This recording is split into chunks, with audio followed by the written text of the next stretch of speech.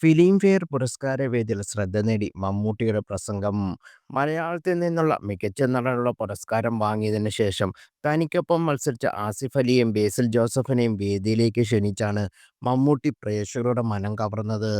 ആലങ്കാരികമായിട്ടായിരുന്നു മമ്മൂട്ടിയുടെ വാക്കുകൾ. എനിക്കൊപ്പം മത്സരിച്ച ആസിഫും ബേസിലും ഒരർത്ഥത്തിലും എന്നേക്കാൾ ഒട്ടും താഴെയല്ല. ഇടയ്ക്കെന്തോ സംഭവിച്ചു. അവാർഡ് ശില്പം ഉയർത്തിപ്പിടിച്ച് അതുകൊണ്ടാണ് ഇവൾ എന്നിലേക്ക് തന്നെ വന്നത്. ആ രണ്ട് യുവാക്കളും വളരെ സുന്ദരന്മാരാണ്. എന്നിട്ടും അവൾ എന്നിലേക്ക് വന്നു.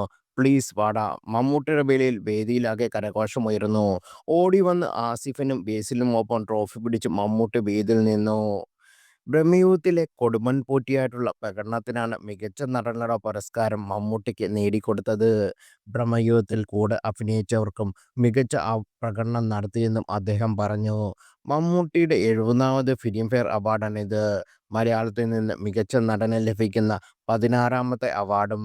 കിഷ്കിന്ധാകാണ്ഡത്തിലെ പ്രകടനത്തിന് ആസിഫ് അലിക്ക് മികച്ച നടനുള്ള ക്രിട്ടിക്സ് പുരസ്കാരം ലഭിച്ചിരുന്നു.